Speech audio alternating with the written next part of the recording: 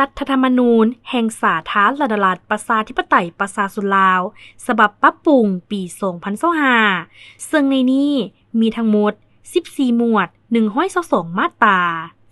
หมวดที่ 1 ระบบการเมืองมาตรา 1 สาธารณรัฐประชาธิปไตยประชาชนลาวเป็นประเทศเอกราชมีอำนาจอธิปไตยและพื้นแผ่นดินอันครบถ้วนรวมทั้งเขตน่านน้ำและน่านฟ้าเป็นประเทศเอกภาพของทุกชนเผ่าที่ตัดแยกออกจากกันบ่ได้มาตรา 2 รัฐแห่งสาธารณรัฐประชาธิปไตยประชาชนลาวแม่นรัฐประชาธิปไตยประชาชนอำนาจทั้งหมดเป็นของประชาชนโดยประชาชนและเพื่อผลประโยชน์ของประชาชนซึ่งประกอบด้วยบรรดาชั้นคนอยู่ในสังคมโดยแม่นกรรมกรกสิกรและนักเรียนรู้ปัญญาชนเป็นหลักแหล่งมาตรา 3สิทธิ์เป็นเจ้าประเทศชาติของประชาชนลาวบรรดาเผ่าได้รับการปฏิบัติและรับประกันด้วยการเคลื่อนไหวของระบบการเมืองซึ่งมีพรรคประชาชนปฏิวัติลาวเป็นแกนนำมาตรา 4 ประชาชนเป็นผู้สร้างตั้งองค์การตัวแทนแห่งสิทธิ์และผลประโยชน์ของตนซึ่งแม่นสภาแห่งชาติและสภาประชาชนท้องถิ่นการเลือกตั้งสมาชิกสภาแห่งชาติและสมาชิกสภาประชาชนท้องถิ่นแม้นปฏิบัติตามหลักการทั่วไปเสมอภาพโดยกงและลงคะแนนเสียงปิดลับผู้ปอนบัตรเลือกตั้งมีสิทธิเสนอปลดผู้แทนของตนได้ถ้าเห็นว่ามีการประพฤติตนบ่สมเกียรติศักดิ์ศรีและขาดความไว้วางใจจากประชาชนมาตรา 5 สภาแห่งชาติสภาประชาชนท้องถิ่นและทุกองค์การของรัฐได้รับการจัดตั้งและเคลื่อนไหวตามหลักการร่วมศูนย์ประชาธิปไตยมาตรา 6 รัฐปกป้องสิทธิอิสรภาพและสิทธิประชาธิปไตยของประชาชนที่บ่มีไผจะล่วงละเมิดได้ทุกองค์การและพนักงานของรัฐต้องโฆษณาเผยแพร่อบรมบรรดานโยบายกฎหมายและระเบียบการให้ประชาชนรับรู้อย่างกว้างขวางและพร้อมกันจัดตั้งปฏิบัติอย่างเข้มงวดเพื่อรับประกันสิทธิและผลประโยชน์อันชอบธรรมของประชาชนห้ามทุกการกระทำแบบอาชญาสิทธิ์ข่มขู่อันจะก่อความเสียหายถึงเกียรติศักดิ์ศรีร่างกายชีวิตจิตใจและทรัพย์สมบัติของประชาชนมาตรา 7 ปรับปรุง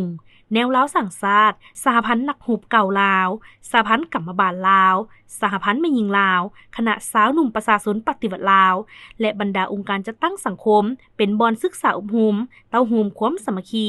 และปลุกระดมชั้นคนของทุกชนเผ่าเข้าร่วมในภารกิจปกปักรักษา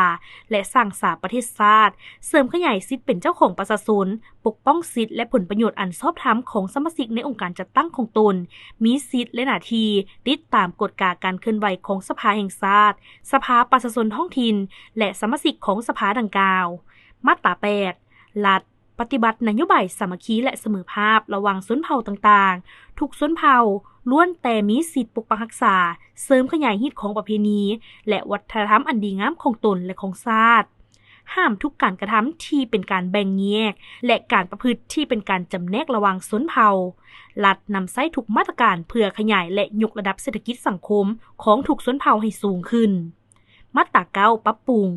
รัฐเคารพและปกป้องการเคลื่อนไหวอันถูกกฎหมายของพุทธศาสนิกชนและศาสนิกชนอื่นปลุกระดมส่งเสริมพระภิกขุสงฆ์สามเณรนักบวชนักสอนศาสนา